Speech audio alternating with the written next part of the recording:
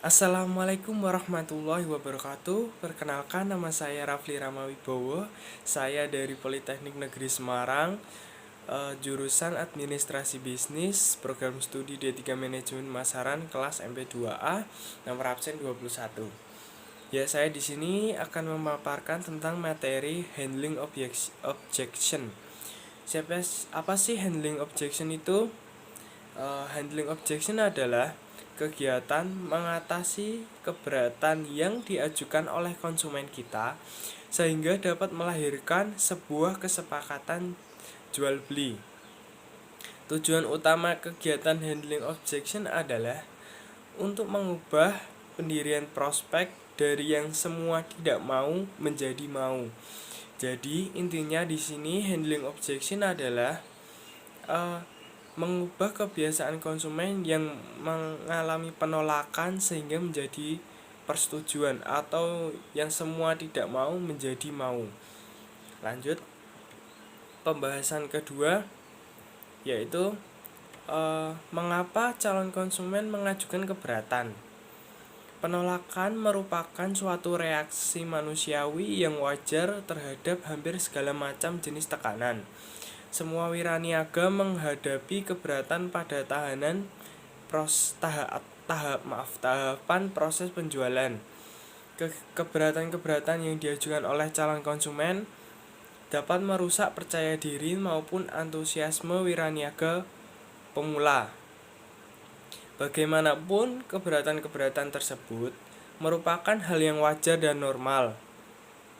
Keberatan yang diungkapkan calon konsumen merupakan tantangan untuk pengembangan keterampilan menjual, salesmanship. Jadi, keberatan-keberatan tersebut, keberatan-keberatan calon konsumen merupakan tantangan kita sebagai salesmanship untuk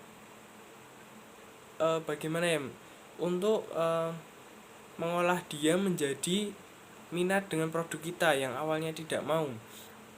Lalu sebagai seorang wiraniaga yang profesional harus mempelajari tentang keterampilan, yaitu tentang handling objection ini. Keberatan-keberatan tersebut dapat timbul pada waktu yang pertama, wiraniaga berusaha mendapatkan appointment. Yang kedua, wiraniaga melakukan presentasi atau demonstrasi. Yang ketiga, wiraniaga menutup penjualan. Apa sih tujuan handling objection? Tujuan handling objection adalah yang pertama, untuk menangani dan menyelesaikan segala keberatan dan keluhan dari pelanggan. Yang kedua, agar pelanggan menerima saran order dari salesman dan tercipta closing penjualan. Jadi tujuan handling objection ini agar calon konsumen mau menerima order dari salesman. Lanjut, beberapa alasan konsumen merasa keberatan. Kenapa sih konsumen merasa keberatan? Yang pertama, adanya kecenderungan untuk menghindari konfrontasi penjualan. Yang kedua, konsumen tidak suka membuat keputusan. Yang ketiga, sudah mapan dengan kebiasaan-kebiasaan yang telah dilakukan. Nah, yang ketiga ini calon konsumen sudah mapan dengan kebiasaan-kebiasaan yang telah dilakukan karena calon konsumen mempunyai produk yang sama dengan kita, namun dia udah biasa menggunakan produk itu. Kita harus bagaimana caranya agar konsumen pindah ke produk kita. Lalu yang keempat, tidak ada minat terhadap produk yang ditawarkan. Jika konsumen tidak ada minat terhadap produk yang ditawarkan, kita bisa menawarkan dengan cara yang pertama diskon, yaitu kita memberikan diskon kepada konsumen. Kita bilang Bu, ibu ini ada diskon khusus nih buat ibu. Misalnya begitu. Lalu kalau tidak, kita menjelaskan apa kelebihan dan kekurangan produk kita dibanding produk yang calon konsumen gunakan. Yang kelima, membutuhkan lebih banyak keterangan. Nah, untuk membutuhkan lebih banyak keterangan ini, kita sebagai salesmanship harus menjelaskan yang pertama keunggulan dan kekurangan produk kita, yang kedua tentang harga, yang keempat tentang yang ketiga tentang spesifikasi produk kita. Apa sih spesifikasi produk kita? Kita harus jelaskan seluruh spesifikasi produk kita terhadap calon konsumen atau calon pembeli. Yang selanjutnya, prinsip-prinsip dalam menangani keberatan. Yang pertama, mendengarkan secara cermat keberatan-keberatan yang diajukan calon pembeli. Dalam hal ini, keberatan-keberatan yang diajukan calon pembeli yaitu biasanya timbul pertanyaan, misalnya, "Mas, kok harganya mahal sih?" Kita harus beli alasan, mengapa sih produk kita harganya mahal? Karena misalnya, karena produk kita lebih enak, nyaman, dan lebih ngirit misalnya gitu. Lalu yang kedua, perjelas keberatan-keberatan dengan mengajukan pertanyaan. Kenapa ibu misalnya kok keberatan membeli produk kita? Kan akan timbulnya pertanyaan kita juga, dan kita harus menjelaskan. Yang ketiga, mengklasifikasi keberatan.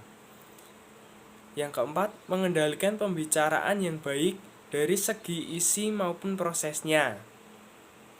Yang kelima, jangan berdebat. Tidak ada faedahnya berdebat dengan calon pembeli dan pada bersamaan mencoba untuk mempengaruhinya dengan baik. Jadi untuk sebagai kita salesmanship, jangan berdebat terhadap calon pembeli, karena berdebat dengan calon pembeli itu tidak ada faedahnya, karena justru akan menyingkirkan calon pembeli tersebut. Karena calon pembeli itu kepo dengan produk kita, jadi kita jangan berdebat gitu. Kita harus mempengaruhinya dengan baik. Kita harus mengatur strategi kita sehingga agar calon pembeli itu mau membeli produk kita. Yang keenam, prinsip-prinsip dalam menangani keberatan. Beri penjelasan yang tepat dan sesuai dengan keberatan-keberatan yang diajukan. Memberikan penjelasan, misalnya pertanyaannya adalah, "Mas, kenapa kok harganya mahal?" Kita memberikan alasan, "Ini bu, ini penggunaannya lebih irit, untuk biaya listriknya lebih irit," misalnya begitu. Yang ketujuh, bersikap diplomatis, taktis, dan bijaksana. Nah, untuk yang ketujuh ini, jangan utamakan kita terhadap emosi kita, sehingga kita dapat menjelaskan atau taktis kita berjalan dengan lancar, dan sehingga kita dapat berpikir secara bijaksana. Yang kedelapan, minimkan keberatan-keberatan. Usahakan konsumen tidak memiliki keberatan atas tawaran produk kita. Teknik mengatasi keberatan. Yang pertama, anticipation. Kebanyakan keberatan yang diajukan calon pembeli merupakan keberatan klis, tidak asing bagi wiraniaga yang sudah berpengalaman. Keberatan seperti ini dapat diatasi sebelum diajukan calon pembeli. Contohnya, harganya kok lebih mahal dengan merek lain. Sirup ini lebih encer disanding merek lain, misalnya begitu. Yang kedua, yes but, setuju dan beralasan yang tepat. Teknik ini menimbulkan respek calon pembeli kepada wiraniaga. Wiraniaga menyetujui apa yang dikatakan calon pembeli itu masuk akal dan beralasan.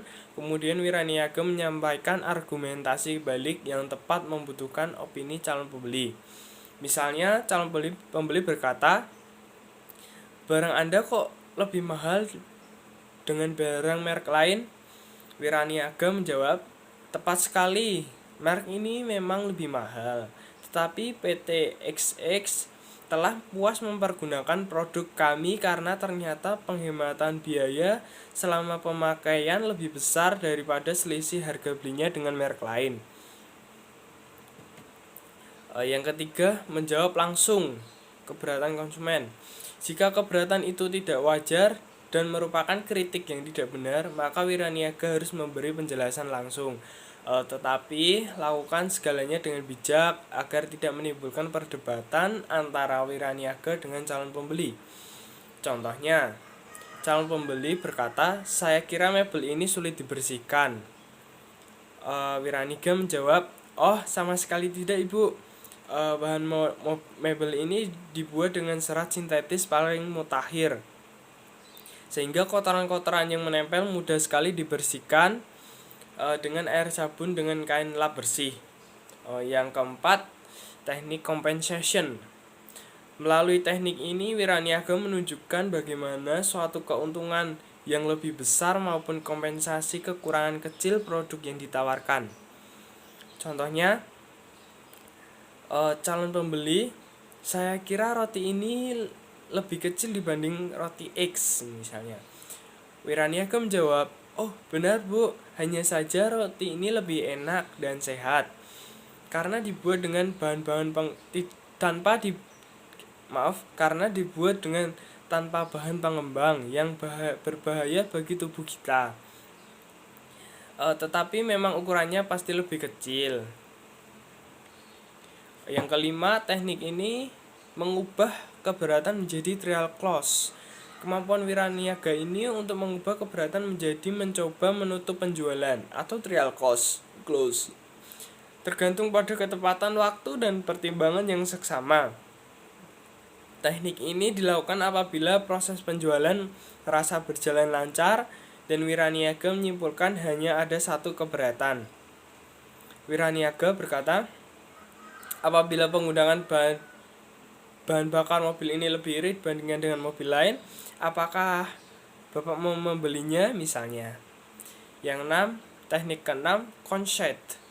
Mengakui keberatan yang sah dan memuji calon pembeli ada atas persepsinya yang tajam. Pujian diharapkan mampu menyegarkan kembali dengan poin penjualan lain. Apabila dirasa memang apa yang disampaikan calon pembeli memang suatu yang benar dan wiraniaga tidak dapat mengelak, maka lebih baik melakukan teknik ini, alias tidak perlu berdebat mempertahankan pendapat sendiri yang kelihatan sekali sangat tidak masuk akal. Sekian paparan materi dari saya. Maaf bila ada kesalahan kata, mohon dimaafkan.